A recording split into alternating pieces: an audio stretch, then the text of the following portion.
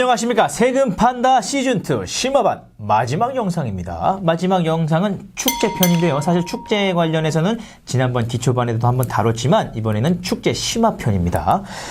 2018년 12월 10일자 한국경제신문에 따르면 전국의 축제와 행사의 총 부담액이 4,372억입니다. 4,372억 원인데 수익, 그러니까 얻는 거는 818억밖에 되지 않고요. 적자 규모가 3,554억이다. 이런 기사가 있는데요.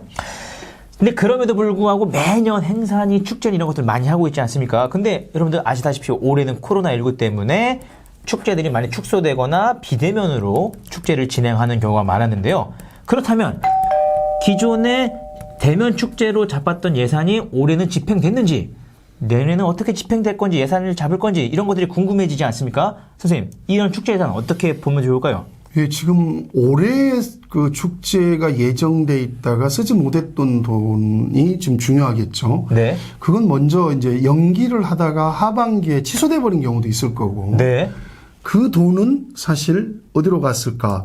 그것은 신규 사업으로 넘어가는 경우가 많았습니다. 그러니까 그것이 대체적으로 신규 사업이라 하면 코로나 위기 때문에 이 위기가 왔으면 그쪽에 돈을 써야 함이 마땅함에도 불구하고 여전히 관행적으로 신규 SOC 사업들로 가는 경우가 많죠. 그러니까 축제가 원래 잡혀져 있었는데 코로나19로 인해서 하지 않았습니다. 그럼 하지 않았으면 돈이 남겠죠. 그 남은 돈을 이렇게 갖고 있다가 다른 데 쓰는 게 아니라 다음 신규 사업에 이렇게 넣는다는 얘기신 거죠? 그렇습니다. 연기돼가지고 지금 하반기 때 비대면 축제로 많이 이루어지고 있죠. 네. 근데 실제로 비대면 축제라고 하면 축제를 하는 사람들의 돈들 뿐만이 아니라 네. 축제를 되게 만드는 간접 인건비들이 있겠죠. 예를 들어서 경비를 선다거나 네. 안전 요원들도 있을 것이고 축제를 진행하는 사람들도 있을 건데 그 스태프들 인건비가 그렇습니다. 들어가야겠죠. 이게 상당히 많은 부분을 차지하죠. 이 돈은 다 어디로 갔을까 보면 상당히 좀 궁금하고 추적을 해봐야 되겠는데. 그러니까 대면 축제였을 때 쓰일 많은 예산이 비대면으로 전환되면서 안 쓰였을 텐데 이게 어디로 갔는지 추적할 필요가 있겠다. 이런 말씀이신 것 같고요. 예, 그러면서 축제 돈은 똑같이 나갔을 가능성이 많습니다. 그래서 이걸 추적하는 방식으로는 연말에 네. 부가세 신고를 했는지를 보시면 될 겁니다. 부가세요? 예, 부가가치라고 그래서 우리나라는 모든 물건을 사거나 이럴 때는 10%의 세금이 붙지 않습니까? 네. 근데 이건 업체도 넣어야 되고 사실은 시청에서 세무서로 잔표를 넘겨야 되는데 네. 안 넘기는 경우가 왕왕 또 있습니다. 안 넘기는 이유가 뭘까요? 그건 서로 이제 세금 포탈을 하려고 하는 의도를 갖고 업체가 요구해서 자치단체가 거기에 응하는 경우가 대부분이겠죠. 그때 그 과정에서 이제 술밥을 얻어먹는다거나 약간의 뭐 돈을 받는다거나 이런 경우도 있겠죠. 네. 그러니까 우리가 흔히 말하는 탈세를 하려고. 그렇습니다. 관이 탈세를 조장하는 경우도 있을 수 있습니다. 있을 수 있다. 예, 그렇습니다. 선생님, 보통 예산은 전년도에 어떻게 이루어졌는지를 가지고 그 다음에 예산을 편성하지 않습니까? 예. 그러면은 2020년에 축제를 많이 안 했거나 비대면으로 전환했으면은 관련된 예산이 많이 줄었을 텐데 그 다음에도 비슷하게 예산이 편성될까요? 아니면 조금 그래도 반영이 될까요? 거의 반영이 안 될 겁니다. 관행적으로 예산이 만들어지기 때문에 실제로 예산이 줄어들어서 간다거나 네. 아니면 실제 지금 좀 전에 말씀한 대로 거의 대부분이 적자고 네. 해서는 안 되는 축제들도 많거든요. 네. 그러면 과감하게 돌리고 코로나 위기 자금으로 좀 돌려야 되는데 네. 기후위기 자금으로도 그렇게 하지는 않을 겁니다.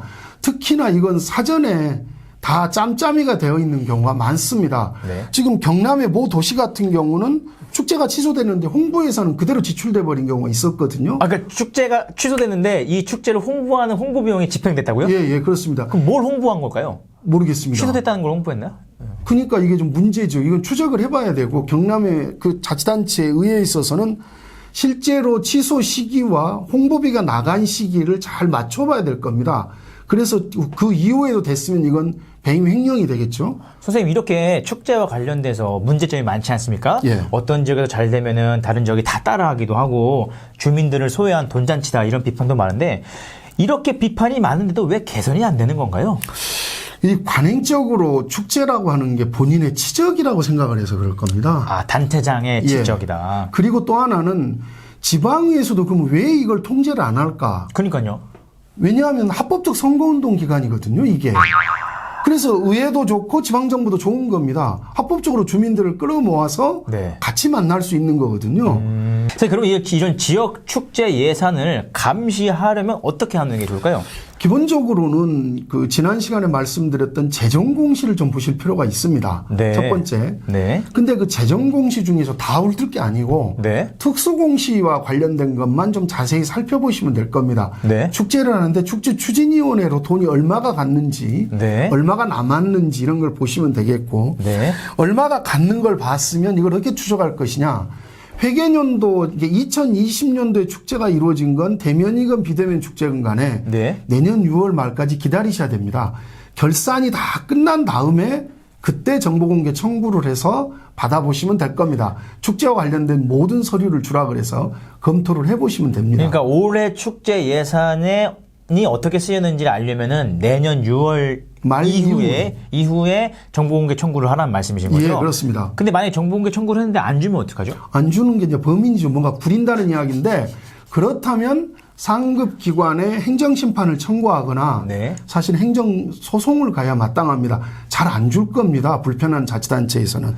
선생님, 이렇게 지역 축제가 말씀하신 것처럼 짬짬이로 자기들끼리 이렇게 돈을 나눠 먹는 경우가 많다고 하셨는데 실제로 그러면은 이 축제 예산이 어떤 식으로 유관 기관에 흘러 들어가는지 좀 사례를 말씀해 주실 수 있나요? 그러니까 전남의 모 도시 같은 경우는 축제추진위원회가 세 입으로 잡아야 될 것을 누락시켜버리죠. 고의로. 어떤 식으로요? 그래서 그것을 축제추진위원장과 간부들끼리 나눠먹는 현상이 있었죠.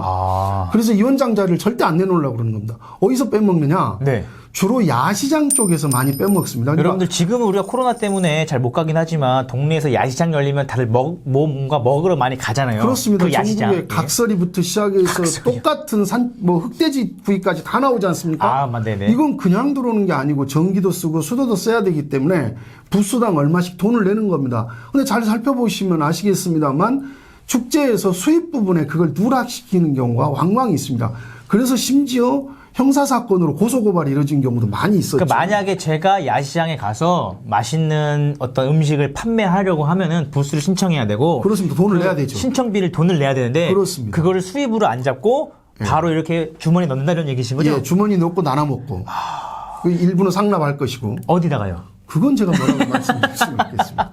이런 식으로 주머니에 넣고 상납하는 이런 과정들을 우리가 계속 감시를 해야 되는 거고 그 감시는 그 다음에 6월 이후에 해라 이런 얘기죠. 6월 말 이후에 하시는 6월 말 게 좋습니다. 이후에. 자, 이렇게 축제 예산 감시를 하는 분들에게 뭔가 조언하고 싶으신 말씀 있으신가요? 사실 좀 기다리셔야 됩니다. 성급하게 네. 뭔가 넣으면 바로 줄 것이다? 안 줍니다. 성질 급하게 하지 마시고 느긋하게 기다리셨다가 6월 말 이후에 네. 청구하고 안 주면 소송이나 심판 청구하시면 됩니다. 행정심판에 관련돼서는 심판.or.kr에 들어가 보시면 다 있다고 예전에 말씀을 드렸죠. 다시 한번 짚고 넘어가죠. 행정심판에 대해서 어디를 들어가라고요? 심판.or.kr에 들어가시면 네. 충분히 설명되어 있습니다. 글을 읽을 줄 아시는 분들은 그대로 따라하시면 되니까 너무 급하게 하지 마시고 찬찬히 돌아가시면 충분히 잡을 수 있을 겁니다. 인내심을 가지고 그렇습니다. 찬찬히 보시고 꾸준한 정보공개 청구를 하시되 정보공개 청구를 했는데도 안 주면 뭔가 이상하다는 걸 감지하시고 행정심판까지 가시라. 행정심판이 잘 모르겠다 하시면은 심판.or.kr 들어가셔서 관련된 서식을 보시고 충분히 할 수 있으니까 천천히 차근차근 하시라 이런 이야기로 들었습니다. 예, 그리고 요즘에 이제 다니면서 제가 강의를 다니면서 많이 들은 건데 네. 정보공개 청구를 하면 비공개를 내리거든요. 자치단체가. 네. 근데 이의 신청을 하면 다시 각하를 해버려요. 공무원이 마음대로. 그럴 수는 없는 겁니다. 자치단체마다 정보공개 심의위원회라고 하는 게 있어서 공무원들의 자의적 판단을 못하도록 위원회가 돼 있습니다. 그래서 이의 신청이 들어오면 그 위원회를 소집해서 그게 타당한지 안 한지를 따져보고 결정을 내려줘야 됩니다. 이거 잊지 마시기 바랍니다. 정보공개 청구를 해서 비공개를 해서 이의 신청을 하면 네. 자치단체에서는 정보공개 심의위원회를 민간으로 만들어진 심의위원회를 열어서 여기서 결정해서 알려주게 돼 있습니다. 공무원이 마음대로 또 각하를 하면 안 되는 겁니다. 만약에 공무원이 지멋대로, 공무원분이 자기 마음대로 각하를 하게 되면 우리는 어떤 반응을 보이면 될까요? 뭐 그건 이제 심판 청구하거나 언론하고 좀 해서 정보공개 심의위원회에 역할을 제대로 하고 있는지를 또 동시에 따져봐야 되겠죠. 전국의 정보공개 청구에 힘쓰시는 모든 시민분들 요 꿀팁 잊지 마시고요.